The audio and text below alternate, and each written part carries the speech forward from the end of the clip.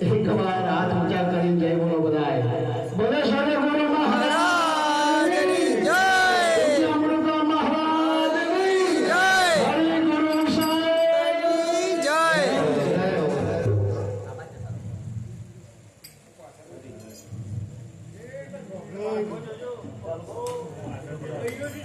પરમ તત્વનો શિવે અને શિવે સુકરિત સાર સ્વરૂપે સદગુરુ તો વંદીએ વારંવાર.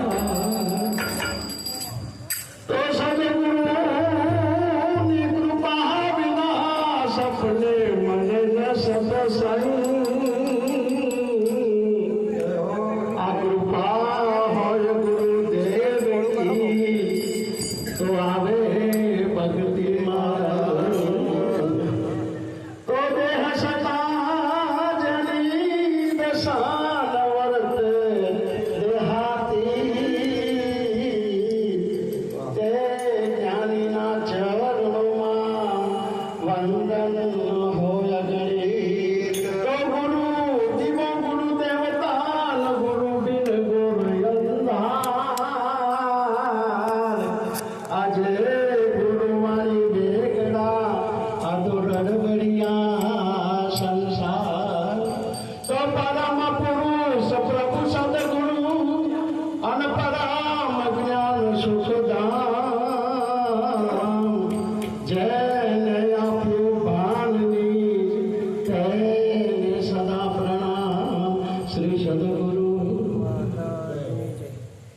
આજના પવિત્ર પાવન પ્રસંગ સીતાબાના નિર્માણ નિમિત્તે પરમ પૂજ્ય સંત શિરોમણી અમારા અમૃતરામ મહારાજના સાનિધ્યમાં મુકેશરામ મહારાજની પ્રેરણાદાયક થઈ એમનો સમગ્ર પરિવાર, સગા સંબંધી, સગાવાળા અનેક સંતોનું સાનિધ્ય છે.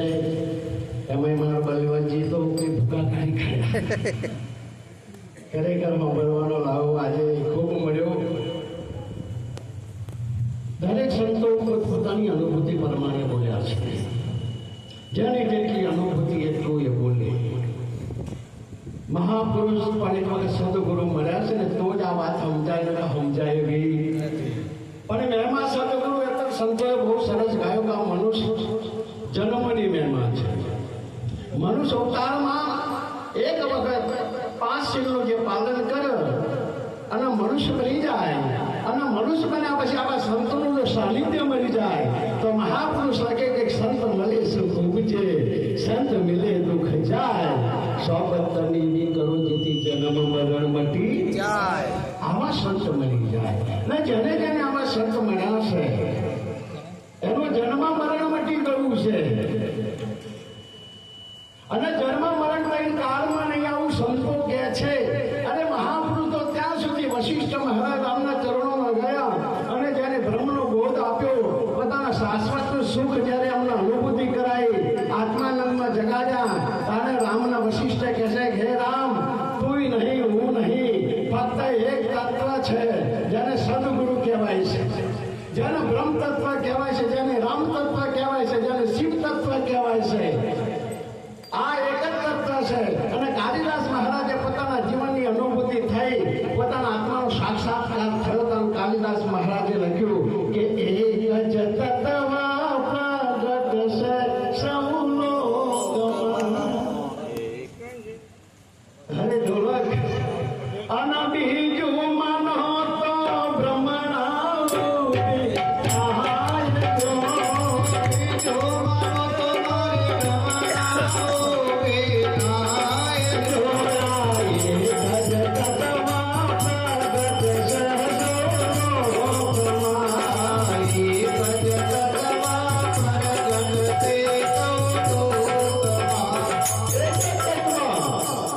બ્રહ્માંડ સુધી એક જ તત્વ 14 બ્રહ્માંડ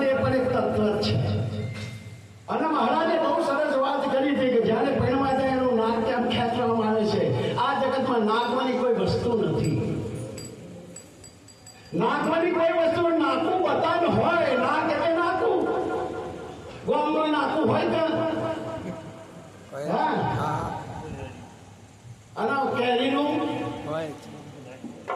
કેરીનું નાકું હોય કે વાંગલીના કચુકાનું કાતરાનું નાકું હોય તો દરેક વસ્તુનું નાકું છે અને નાકું સમજવા માટે નાકું એક શબ્દ છે અને શબ્દ એ સ્વરૂપ છે અને શબ્દનો સાસ અને એ સ્વરૂપ છે અને એ શબ્દ જેમ આપણે મહાપુરુષે કીધું તો આખું જગત શેમાં છે આખું જગત શેમાં છે દિલ્યા તો બરાબર છે દિલ્યા તો અમને નક્કી કરાયું તમને પણ જ્યાં સુધી સદગુરુ નહીં મળતા ને ત્યાં સુધી નાકું હાથમાં આવતું નથી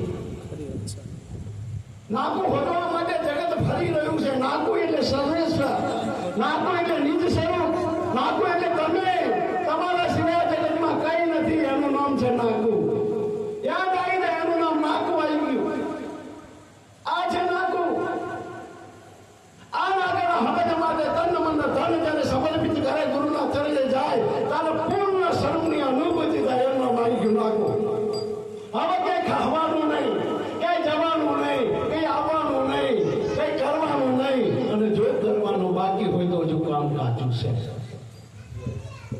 महापुरुष के पर हमें गुरु मिले क्या पूरा गुरु मिली आया तब मैं जानू क्या पूरा गुरु मिली अपना ही आप लिखाया मैं तब जानू पूरा गुरु मिली आया आप में व्याप व्याप में आप दूजा भ्रम मिटाया बीजू कोई देखाय છે ને બધી ભ્રમણા છે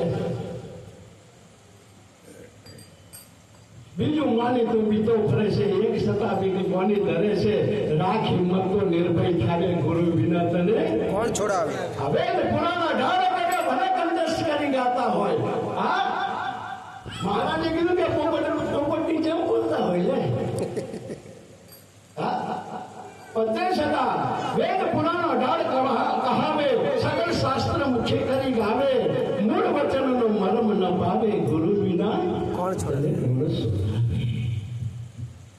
મર્યા પછીનો એની વાત જ નથી મર્યા પહેલાની વાત છે હવે મર્યા પહેલાની ભ્રમણા અમારા નિરાલ બાપુ થઈ ગુરુની આગળ એમને રજૂઆત કરી પ્રથમ ગુરુજીને પાયે લાગો માગો મુજને કરુણા નિધિ કૃપા કરી મારા બહુના બંધન કાપો જન્મ મરણ ત્રાસ તારો અભય કરો અવિનાશી પૂર્ણ પદ પુરુષોત્તમ પામરું ગામનું લખ 84 હા આ દંતે મને સમજાવો બીજાની વાત છોડો આ દંતે મને સમજાવો સંશય સુર સમાવો મારામાં જે સંશય પડ્યા છે મારા મનમાં જન્મ મરણનો સંશય પડ્યો છે આવવા જવાનો સંશય પડ્યો છે આ જગત બ્રહ્માંડનો સંશય પડ્યો છે સ્વર્ગ નરકનો સંશય પડ્યો છે અને પાપ પુણ્યનો જે સંશય પડ્યો છે એ બધા સંશય મને મટાડી દો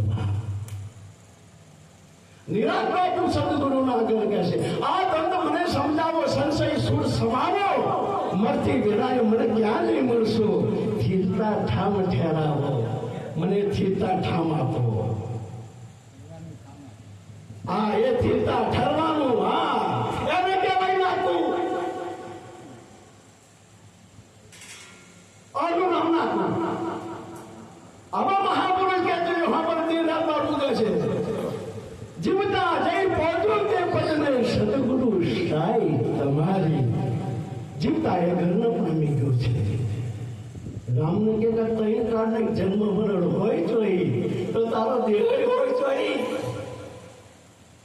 તમને ભૂમિ કઈ ભૂમિ પર લઈ ગયા ગુરુજી હા નહીં છોડો ગુરુજીનું નામ સુનો જ્ઞાનની નિશાની હા અર્જુન મહારાજ બોલે છે શેરડીમાંથી સાકર પાડ્યું નામ અમે તો નિશ્ચય કીધું એ જ મારો રામ હા નામ જ કાશી નામ જ ગંગા નામ તીરથ ને ધામા ચચરા ચર્મ નામ અવિચર થાલો મળે ન થામા સુરો જ્ઞાનની નિશા નામ જ બોલે નામ બોલાવે નામ અક્ષર તમામ નામ તમારે કાયા ના મળે કરો સર્વના તીખું ઓડું શું કે છે હવે તીખું કોને કહેવાય વિરામ બાપુમાં અર્જુન મહારાજની આ અનુભૂતિ છે તીખું ઓડું ખૂબ દબાયું દેહે દીધો નામ અક્ષર કઈ ના લાગે નથી નામને સુનો જ્ઞાનની નિશા નામ તમારી નગરી ક્યાં છે મૂળ મુકામ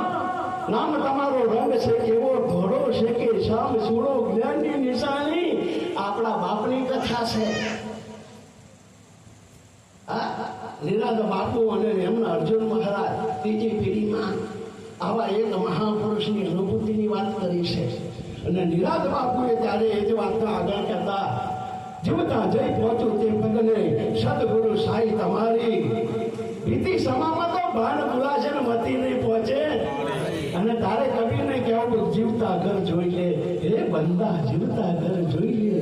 ગુરુનું એક જ ઘર એવું છે, ગુરુનો એક જ એવો દેશ છે, ગુરુનો હા એક ચરણ જ એવું છે કે 68 તીરથ મેરે સદગુરુ ચરણે. અહીં આવી જા બધું પૂરું થઈ જાય.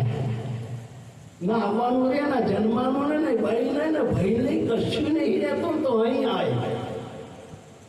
અને જ્યાં સુધી આવા સદગુરુ નહીં મળતા ડબલ દ્રષ્ટિ વાળાનું કામ નથી. આ તો એક દ્રષ્ટિ જેની અખિલ બ્રહ્માંડમાં એક તું શ્રી હરિ.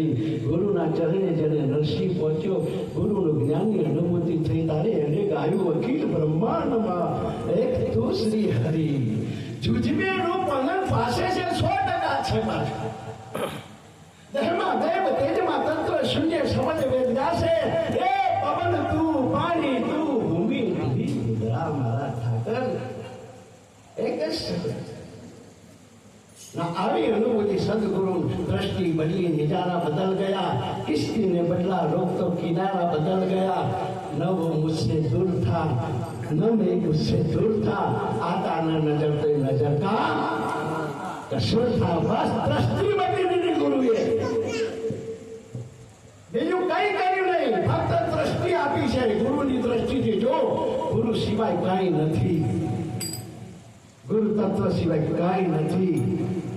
ને માટે એમને કદાચ વાક્યા છે તમે માતા પિતા તમે તમે બંધુ. કદાચ બતાવવા જાય તો શું કે તમે માતા પિતા તમે તમે બંધુ સદા તમે તમે વિદ્યા દ્રવિણમ તમે તમે સર્વમ પદે દેવમ. પણ આ તો ઉતાવળ કરી છે.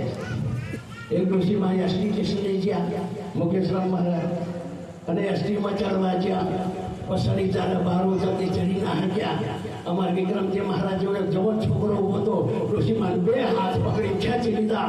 ઋષિમાં અંદર છે કે હાશ આશીર્વાદ આલ્યા કે બેટા તારું સારું થશે.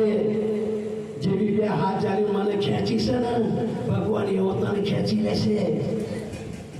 સમજાય છે? આવું ના થાય, લોકો ખેંચી ના લે, ધ્યાન રાખજો. હા, આ તો સંત શિરોમણી જેમને સાનિધ્ય અમે પણ શીખ્યું છે. 7 વર્ષ એમના સાનિધ્યમાં હું ઢોલક બજાવતો હતો.